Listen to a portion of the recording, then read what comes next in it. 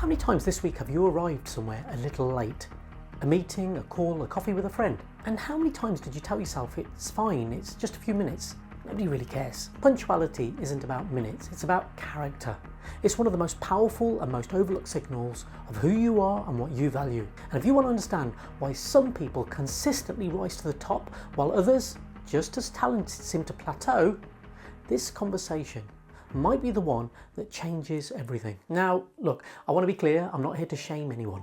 Life is genuinely unpredictable. Traffic happens, kids happen, tech fails, we've all been there. But there's a difference between being late occasionally because life threw something at you and habitual lateness that's quietly become part of your identity. If you're regularly running 5, 10, 15 minutes behind schedule, I want to offer something to you today. There isn't judgment, it's awareness. Because here's what most people don't realise. When you're consistently late, the message you send, even unintentionally, is that your time matters more than theirs. Not because you're arrogant, but because that's what the behaviour communicates. And in the world of relationships, leadership and professional credibility, perception is reality. You can be the most capable person in the room, but if you can't be relied upon to show up when you said you would, that capability gets overshadowed every single time. And here I want to pause for a moment because I'm very aware that for some people, particularly those living with ADHD, autism, dyspraxia or other forms of neurodiversity, time management can present a genuinely different set of challenges. For example, for someone with ADHD, there's a well-documented phenomenon called time blindness, where the brain struggles to perceive the passage of time in the same way a neurotypical brain does. Now, this isn't laziness, it isn't disrespect, it's a neurological reality. And if that's your experience, the strategies we'll cover today can absolutely still help, but I'd invite you to approach them with extra self-compassion and perhaps explore specific support for your needs alongside the habits I'll share. You deserve tools that actually work for how your brain is wired. So here's the reframe I want to offer you. Punctuality isn't really about time management, it's about self-management. Think about what being consistently on time actually requires. It requires that you know yourself, how long things genuinely take you, what your buffer needs to be, what tends to derail you. Being punctual means you've done the quiet, unsexy inner work of understanding your rhythms and choosing to honour your commitments before they even begin. In my coaching work, I often speak about connection, one of the core values in the CLEAR framework that underpins everything I do. And here's what I've come to understand. Connection doesn't start when you walk into the room. It starts before you arrive, when you show up on time, calm, prepared, ready. You're already communicating something profound to the other person. You're saying, I value you, I plan for you, you are worth my preparation. That is connection before a single word is spoken. Benjamin Franklin said, time is money. But I'd take it further, time is respect. And how we treat other people's time tells them and the world everything about how we value them and ourselves. So let's make this practical. Here are 5 shifts that will help you become someone genuinely known for being on time. Step 1, redefine what on time actually means. Most people think on time means arriving at the scheduled time. I want to challenge that. In the world of high performance, on time means being ready before the moment begins. That means arriving 5 minutes early, settled, composed, present, not rushing in, breathless, still putting your coat on. The person who arrives a few minutes early sends a signal that cannot be faked.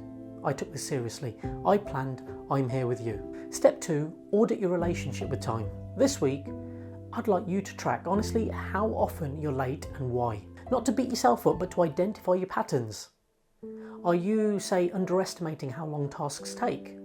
Are you saying yes to too many things too close together? Are you leaving the house later than you should because you're getting distracted? Awareness is always the first step to change, and you simply cannot fix what you haven't faced. Step 3, build your buffer deliberately. One of the most powerful habits on punctual people is that they build time margins into their schedule. They don't stack back-to-back meetings with no breathing room. They don't assume the journey will take exactly what Google Maps says on a good day. They give themselves permission to arrive early, because they know that arriving early means arriving calm. And calm people perform better, connect better and lead better, always. Step 4, honour your commitments as if your reputation depends on it, because it does. Here's a truth that can be difficult to hear. People remember lateness, Not always consciously, but it accumulates. The colleague who's always 5 minutes late to the team call. The friend who always needs 20 minutes grace. The leader who starts meetings late because they're still finishing the last one. Over time, these patterns erode trust, and trust, once eroded, is very slow to rebuild. When you commit to a time, treat it as a promise, because it is one. Your word is your brand. Maya Angelou said something that has always stayed with me. When someone shows you who they are, believe them first time. The same principle works in your favour too. When you consistently show up on time, you are showing people who you are. And that reputation for reliability, for integrity, for care becomes one of your most valuable assets. Step 5, connect punctuality to your purpose. Now, this is the deepest shift of all. Don't be punctual because of social pressure or fear of judgment. Be punctual because it's a genuine expression of your values. Every time you honour someone else's time, you are practicing integrity. You're saying, my word means something. And when your word means something, in business, in relationships, in life, you become the person people trust, promote, and return to consistently. That's not just success, that's the foundation of it. Now here's a challenge for you. For the next 7 days, commit to being 5 minutes early to everything. Every meeting, every call, every coffee, every commitment. Just 5 minutes. And when you arrive, use those few minutes to breathe, to settle, to prepare, rather than scrolling through your phone. Then notice at the end of the week how differently you feel going into those moments and how differently people respond to you. Drop a comment below. Are you naturally punctual, or is this something you're actively working on? I read your comments and I genuinely love to hear what you have to say. And if today's video gave you something to think about or something to act on, please give it a like. It genuinely helps more people find this content. And if you're not already subscribed, hit that button and join this community. We talk about the real stuff here, the habits, the mindset, and the inner work that creates lasting, meaningful success. Until next time, I'm Dr. Rakish Rana, the Clear Coach.